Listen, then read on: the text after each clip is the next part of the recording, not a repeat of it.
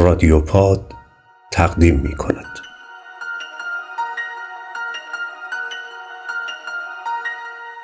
ماده تاریک.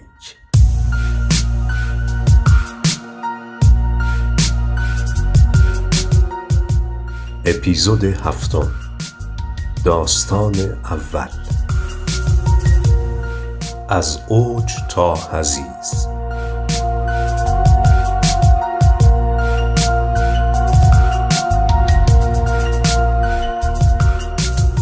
این یه قصه است، از اون قصه ها که اولش قهرمان داره ولی آخرش قهرمان خودش رو گم میکنه یا شاید تازه خود واقعیشو پیدا میکنه. داستان مردیه که به آسمون پر کشید ولی روحش در زمین گیر کرد. 20 می سال 1927 یک جوان 25 ساله به اسم چارلز لینبرگ تنها با یه هواپیمای کوچیک به اسم اسپریت آف سنت لوئیس داشت از نیویورک به سمت پاریس میرفت، بدون خلبان کمکی، بدون رادار، بدون خواب، فقط خودش، یه نقشه و صدای موتوری که مثل نفسهای بریده یه جونور زخمی تکرار میشد تو گوشش. بیش از 30 ساعت پرواز. دستاش یخ زده بودن، پلکاش از زور خستگی سنگین شده بودن. گاهی با خودش حرف میزد، گاهی فکر میکرد صداهایی از بیرون میشنوه. انگار روح خودش جدا شده بود و داشت از بیرون تماشاش میکرد. تو تاریکی مطلق یه صدا مدام در ذهنش چرخ میزد: تو تنها کسی هستی که میتونی اینو تموم کنه، فقط تو. و اون موفق شد. پاش به خاک پاریس رسید و هزاران نفر براش هورا کشیدن. ولی در اون لحظه فقط صدای قلب خودش رو میشنید، یه قلب خسته که هنوز زنده بود. این پرواز اولین پرواز انفرادی و بدون توقف بود که در همچین مسیری با مسافت 3600 مایل انجام شد. در اون دوران این کار موفقیت بسیار بزرگی به حساب اومد که باعث محبوبیت و شهرت جهانی چارلز شد. حالا بریم به سکانس دوم.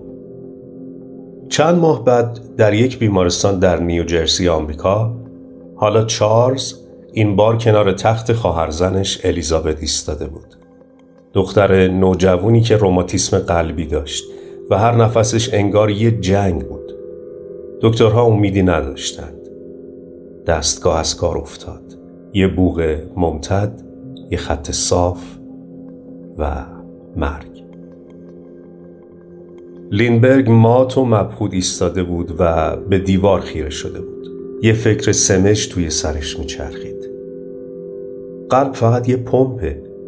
اگه پمپ خراب بشه خب شاید بشه درستش کرد. شاید بشه ساختش. این فکرها زمینه ساز یک کار عجیب شد. چارلز حالا در یک آزمایشگاه عجیب و غریب حضور داره.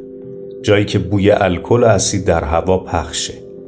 روی میزا اندامهای زنده تپش دارند. یه قلب گوسفند در ظرف شیشه‌ای، یه روی یه گربه که داره بالا پایین میره و موشایی که انگار وصل پینه شدند و توی قفس‌ها می‌دوند. چارلز طرحی رو به دکتر الکسی کارل، دانشمند نچندان خوشنام برنده جایزه نوبل پزشکی ارائه میکنه که اتفاقا مورد توجه دکتر کارل قرار میگیره. حالا چرا نچندان خوشنام؟ به خاطر فعالیت‌ها و تحقیقات و نوشته‌های دکتر کارل در مورد اصلاح نژاد برتر انسان که قبل از جنگ جهانی دوم حسابی بین آلمانی‌ها و ایتالیایی‌ها طرفدار پیدا میکنه. گفتیم که دکتر کارل از این طرح استقبال میکنه و میگه که با این کار ما فقط داریم بدن رو بازسازی میکنیم، اما یه روز شاید بشه ذهن رو هم بسازیم. با کمک لینبرگ دستگاهی میسازن به نام پمپ پرفیوژن، یه شیشه پیچیده با لوله‌هایی مثل رگ. دستگاهی که میتونست اندام رو بیرون از بدن زنده نگه داره. در حقیقت اولین قلب مصنوعی جهان با ایده‌ای از چارلز لیندبرگ و تخصص دکتر الکسی کارل اختراع میشه. اون لحظه مرگ یک قدم عقب میره. در دهه 1930 لیندبرگ چند بار به آلمان سفر میکنه و اونجا شدیداً تحت تأثیر تکنولوژی و نظم ارتش نازی قرار میگیره. حتی در سال 1938 هیتلر به اون صلیب عقاب آلمانی اهدا میکنه. این صلیب بالاترین نشان غیرنظامی آلمان نازی برای خارجی ها بوده. اون هیچ وقت این مدال رو پس نداد. خیلی ها گفتن اون یا نازی دوست بوده یا دست کم نسبت به جنایات نازی ها کور بوده. همین باعث شد تصویرش در ذهن مردم آمریکا تیره بشه. بعد از جنگ جهانی دوم لیندبرگ به عنوان ناظر به کمپ کار اجباری دورا فرستاده میشه، جایی که هزاران زندانی مردن تا موشک ویدو ساخته بشه. هوا بوی خاکستر میده، زمین بوی استخون. از کنار کوره آدمسوزی رد میشه و یه بوی آشنا به مشامش میخوره.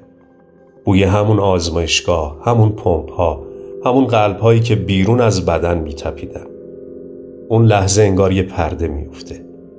با خودش میگه اگه قلب یه پمپه ما میتونیم بهترشو بسازیم. ولی بعد همونجا وسط استخون آدم ها میفهمه اشتباه کرده. آدم فقط یه ماشین نیست، فقط یه پمپ نیست. انسان درد داره، خاطره داره، روح داره. سکانس آخر، مردی که ساکت شد. لیندبرگ باقی عمرش رو در سکوت گذروند. به جزایری دور فرار کرد، با پرنده ها زندگی کرد، با موج‌ها حرف زد، کتاب نوشت. دیگه نه قهرمان بود نه دانشمند، فقط یه آدم بود. لیندبرگ فکر کرد با علم میتونه خدا باشه، ولی نفهمید بعضی دردها هستن که اگر بازشون کنی دیگه هیچ وقت بسته نمیشه.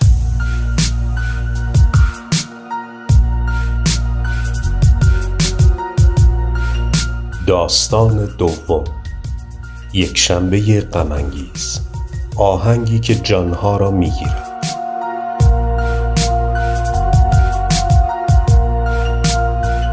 در سال 1933 در بوداپست، پایتخت مجارستان، شهری که هنوز در سایه جنگ جهانی اول و بحران‌های اقتصادی قرار داشت، موسیقی چیزی بود که شاید میتونست کمی از دردهای مردم کم کنه.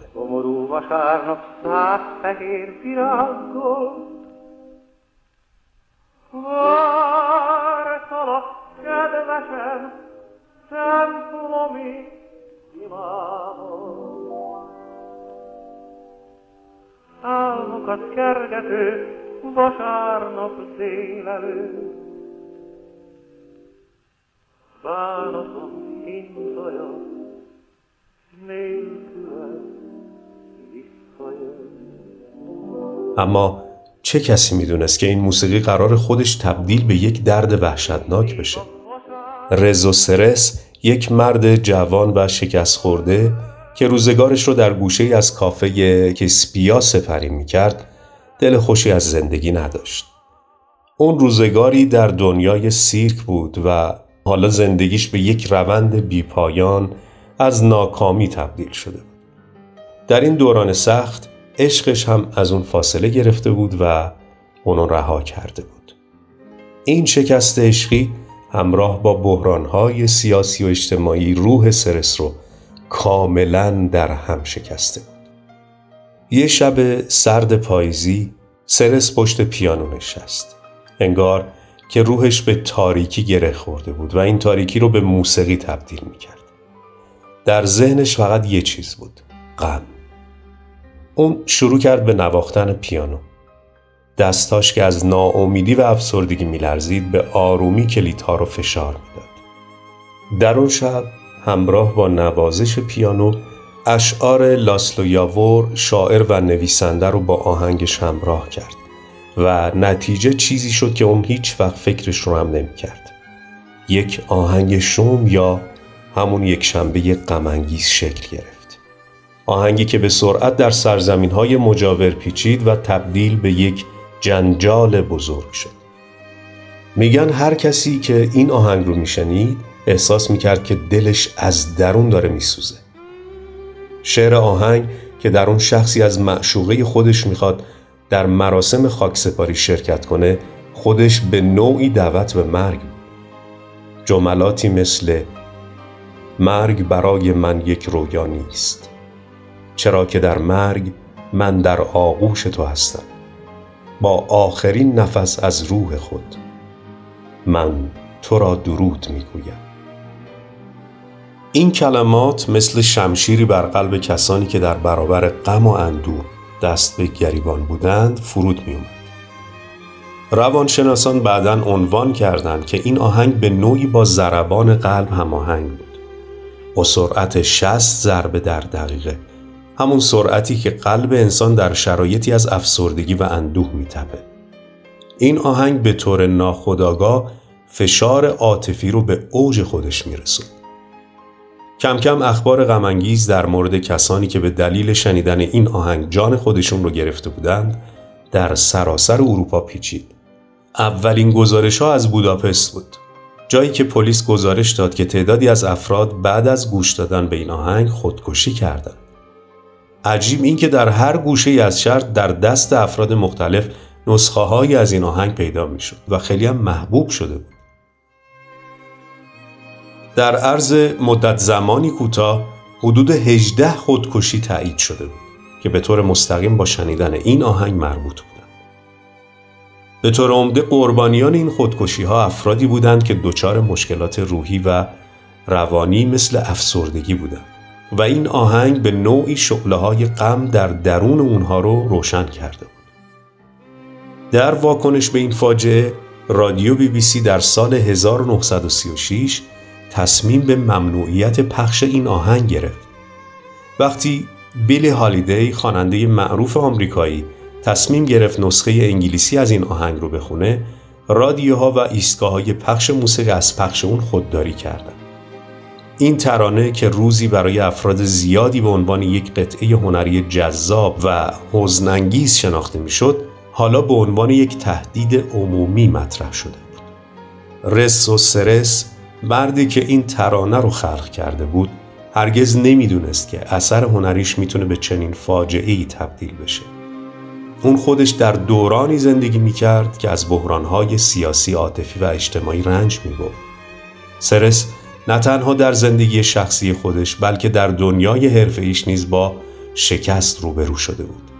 اون نمیتونست از کابوس‌هایی که آهنگش برای دیگران ساخته بود فرار کنه. در نهایت رسو سرس در سال 1968 به زندگیش پایان داد. اون خودش رو از طبقات بالای ساختمونش در بوداپست به پایین انداخت.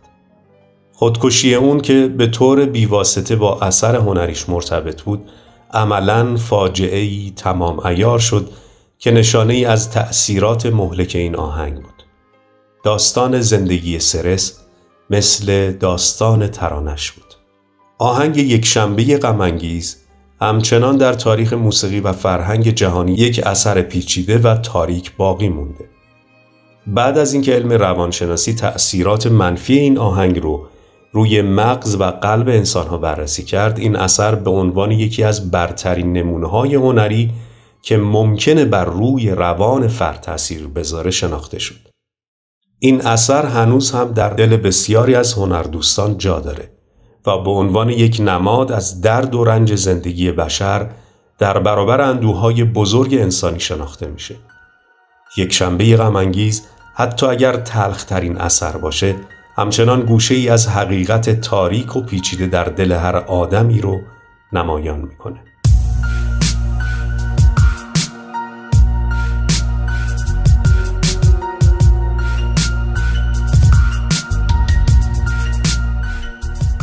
داستان سوم، دریچه‌ای به معده. آزمایش‌های بیرحمانه پزشکی.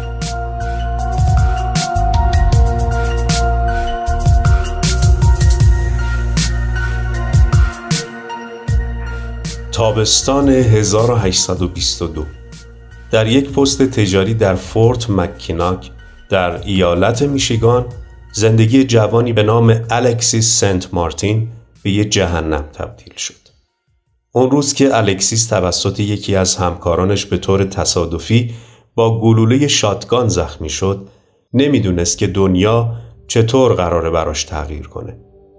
در اون حادثه یک تیر به شکم الکسیس میخوره و شکافی بزرگ در بدنش کنار معده‌اش ایجاد میشه. خیلی‌ها در این موقعیت جانشون رو از دست میدن، اما عجیب اینجاست که الکسیس زنده موند. اما هیچ کس نمیدونست که این زنده موندن خیلی بیشتر از هر چیزی که فکرشو میکرد براش درد سرساز شد. الکسیس رو با حال وخیم به یک بیمارستان نزدیک که متعلق به ارتش آمریکا بود میبرن. دکتر ویلیام بومانت، جراح ارتش ایالات متحده که علاقه خاصی به آزمایشات پزشکی داشت، به الکسیس توجه کرد. بومانت یه جراح باهوش بود. به جای اینکه به زخمش رسیدگی کنه، تصمیم گرفت این حادثه دردناک رو تبدیل به فرصتی برای آزمایشات بیرحمانه کنه. دکتر بومانت به طرز عجیبی خوشحال شد که شکم الکسیس باز شده و تا حدودی به معده اون دسترسی داره.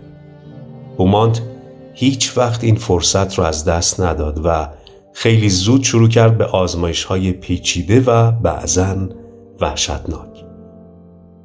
الکسیس درد شدیدی رو احساس می‌کرد، اما دکتر بومانت نه تنها متوجه نمی‌شد بلکه به فکر خودش بود که چطوری میتونه معده فردی رو بدون اینکه بهش آسیبی وارد بشه بررسی کنه.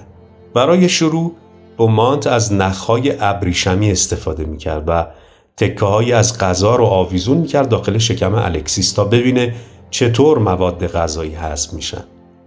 در واقع بومانت می‌خواست از درون بدن این فرد زنده معجزه‌های علمی رو بیرون بکشه و بفهمه که دقیقاً چه فرایندی در معده در حال وقوعه. اما بدترین قسمت این بود که الکسیس همچنان درد می‌کشید و هیچ جایی برای فرار نداشت. از طرفی بومانت هیچ توجهی به رنج‌های وحشتناک اون نداشت. هیچ کس نمی‌دونست که این آزمایش‌ها نه تنها یکی از هولناکترین جراحی‌های زمان خودش، بلکه یک نقص اخلاقی بزرگ هم بود. بعد از گذشت مدتی الکسیس به شدت از این آزمایش‌ها خسته شده بود. برای رهایی از دست جراح بیرحم دست به کار خطرناکی زد. با وجود درد شدید و عذاب کشیدن تصمیم گرفت از بیمارستان فرار کنه. اون شب که وارد جنگل‌های سرد شمالی میشد، هر لحظه فکر میکرد که شاید این آخرین باریه که نفس میکشه. اما بعد از مدتی وقتی بومانت از فرار اون باخبر شد، خیلی سریع دستور گرفت که الکسیس رو دوباره دستگیر کنند. اینطور بود که الکسیس دوباره اسیر آزمایش‌های بومانت شد. از اون لحظه الکسیس دیگه هیچ وقت در آرامش زندگی نکرد. الکسیس در نهایت به درجه‌ای از تحقیر و ذلت رسید که مجبور شد در آزمایش‌های وحشتناک دیگه شرکت کنه. این آزمایشات دیگه نه تنها فیزیکی بلکه روحش رو هم آسیب زده بودن. اون توی آزمایش‌های دیگه‌ای که بومانت طراحی می‌کرد همچنان به طور بیوقفه تحت فشار قرار می‌گرفت. اما عجیب‌تر این که با همه دردهایی که می‌کشید، این مرد همچنان زنده می‌موند. اینکه چطور یه انسان تا این حد در برابر جراحات شدید و آزمایش‌های بیرحمانه تاب می‌آورد، خودش یکی از معماهای تاریخ پزشکیه.